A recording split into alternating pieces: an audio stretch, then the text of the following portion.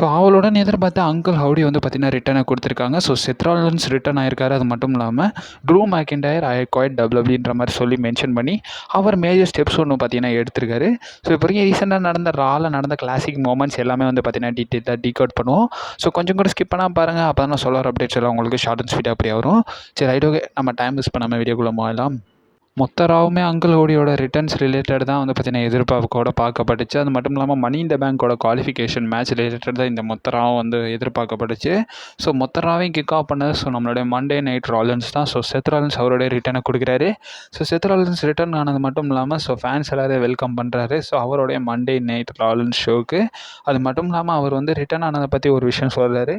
நான் return ஆனதுக்கான main reason கேட்டிங்கன்னா, நான் வந்து கிரேட்டஸ்ட் ஆஃப் ஆல் டைம், ஒரு கிரேட்டஸ்ட் ஆஃப் ஆல் டைமாக நான் என்னோட டைட்டிலை ரீக்ளைம் பண்ண வந்தேன்ற மாதிரி பார்த்தீங்கன்னா ராலன்ஸ் மென்ஷன் பண்ணுறாரு. அது மட்டும் இல்லாமல் மேலே பார்க்குறாரு செத் ராலன்ஸ். ஸோ வந்து இந்த வேர்ல்டு வீக் சாம்பியன்ஷிப்பை ஃபாஸ்டஸ்ட் வேயாக ஒரு டெக்னிக் வந்து நான் வந்து ரீக்ளைம் பண்ணலாம் இந்த மணி இந்த பேங்க். ஆனால் நான் ஆல்ரெடி 10 வருஷத்துக்கு முன்னாடியே இதை வின் பண்ணிட்டேன்ற மாதிரி மென்ஷன் பண்ணுறாரு. அதுக்கப்புறமா இந்த இடத்துல டேமியன் பீஸ் இன்ட்ரப்ட் பண்ணுறாரு.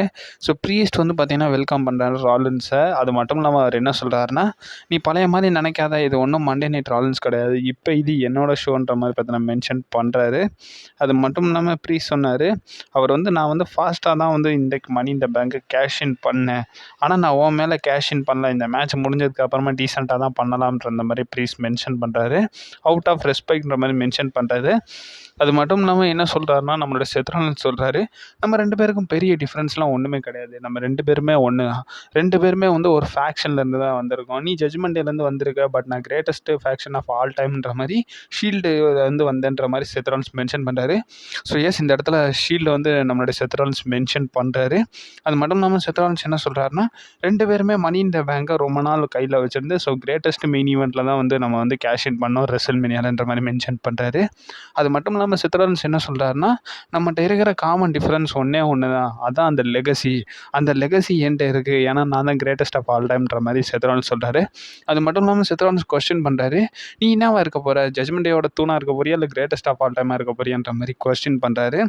ஸோ அதுக்கு வந்து ப்ரீஸ்ட் வந்து பார்த்திங்கன்னா ஒரு கொஸ்டின் வந்து ராலன்ஸ் கேட்குறாங்க.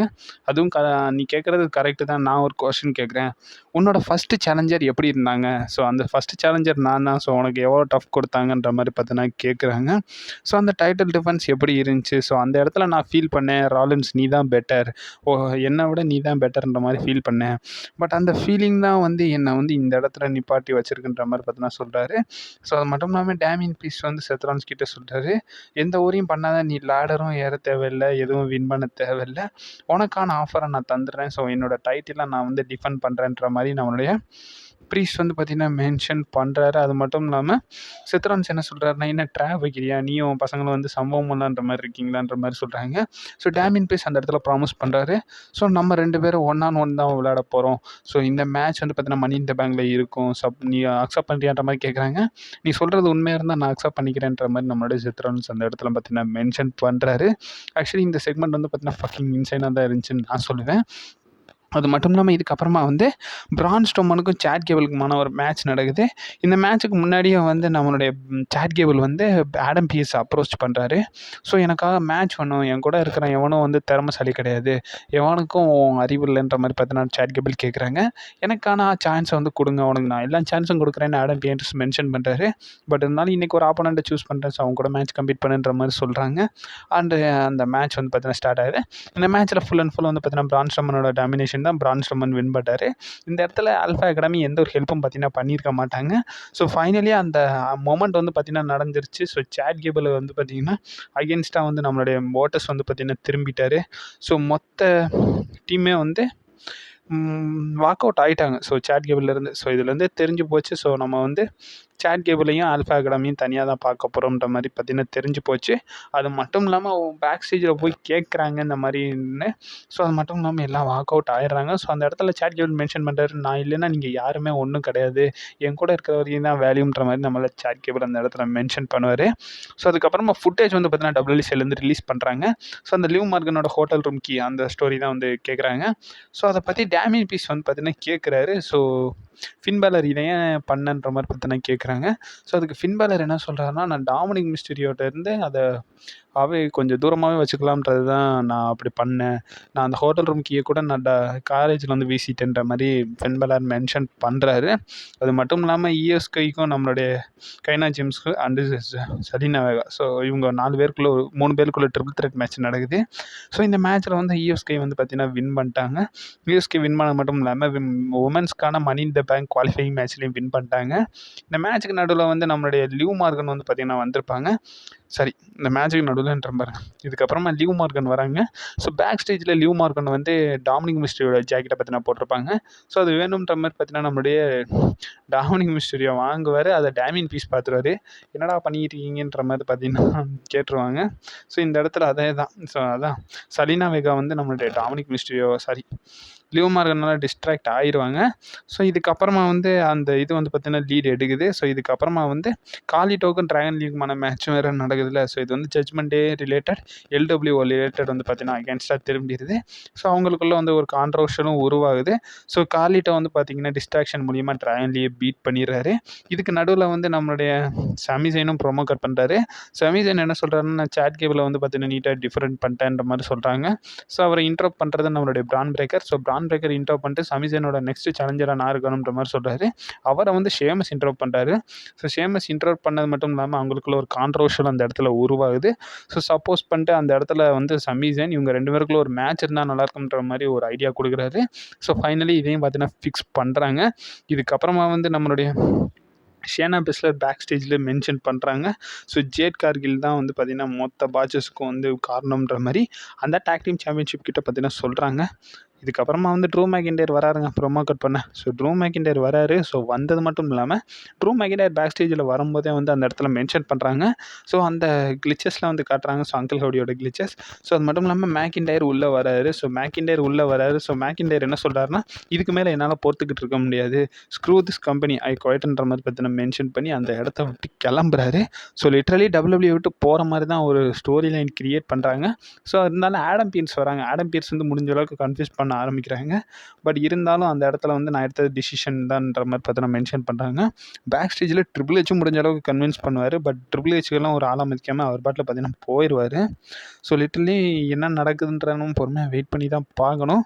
மேபி ட்ரூ மேக்கின்டயர் இப்போ தான் ரெசல்மேனியா முன்னாடி கான்ட்ராக்ட் ரீசைன் பண்ணார். பட் இப்போ என்ன கதைன்றது நமக்கு தெரில. ஸோ மேபி மணி இந்த பேங்க் அப்புறமா வந்து நம்ம மேக்கின்டயரை எதிர்பார்ப்போம்ன்றது என்னோட ஒப்பீனியன். இதுக்கப்புறமா வந்து கெட்டனா சேன்ஸ் கேடன் கார்டன் வர்சஸ் நம்ம டேமேஜ் கண்ட்ரோலை ரெப்ரசென்ட் பண்ணுற டக்கோட்டா காய் கைரி சேனுக்கான ஒரு டாக் டீம் மேட்ச் பார்த்தீங்கன்னா நடக்குது. இந்த மேட்ச்சில் வந்து பார்த்திங்கன்னா நம்மளுடைய கேடன் கார்டனும் கட்டானா சேன்ஸும் வந்து பார்த்திங்கன்னா வின் பண்ணிட்டாங்க. யோஸ்கா இன்டர்ஃபென்சி இருந்துச்சு. பட் இருந்தாலும் இந்த இடத்துல லைரா வல்கேரியா வந்துருவாங்க. ஸோ அவங்களுக்கு அகேன்ஸ்ட் டிஃபெண்ட் பண்ண ஆரம்பிச்சிருவாங்க. ஸோ இதுக்கப்புறமா ஷேமஸ்க்கும் பிரான் பிரேக்கருக்குமான மேட்ச் நடக்குது. இந்த மேட்ச் வந்து பார்த்திங்கன்னா டிஸ்ட்ராக்ஷனில் முடிஞ்சு போயிடுது. டிஸ்குவாலிஃபிகேஷனில் முடிஞ்சு போயிடுது. இது வந்துக்கான ரீசன் என்ன, ஒரு கெய்சரோட இன்டர்ஃபென்ஸ் இருக்கும்.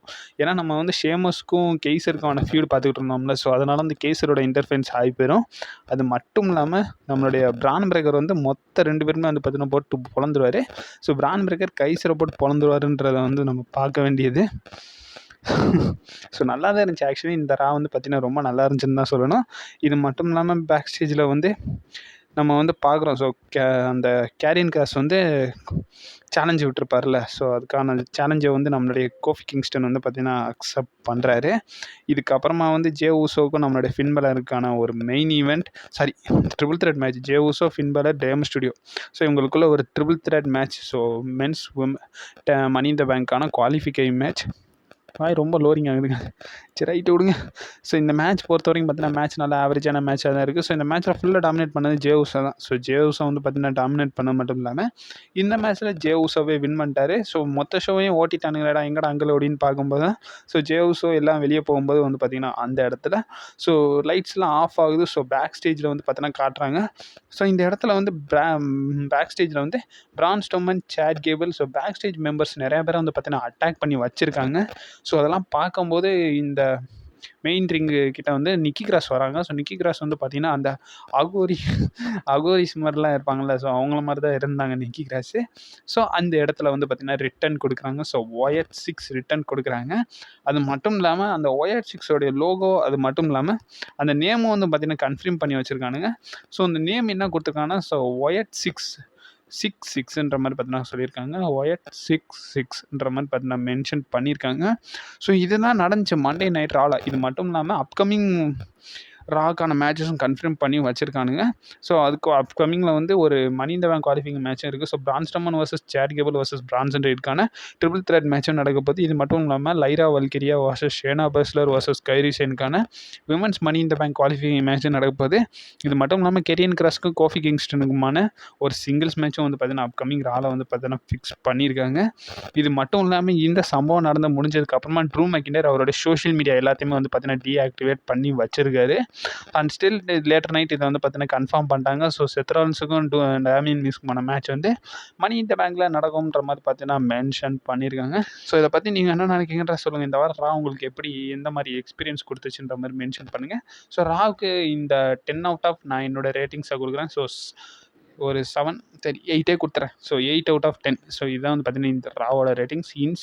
சத்தியமாக சொல்கிறேன், இட்ஸ் ஹோலி ஷிட்ன்னு தான் நான் சொல்லுவேன்.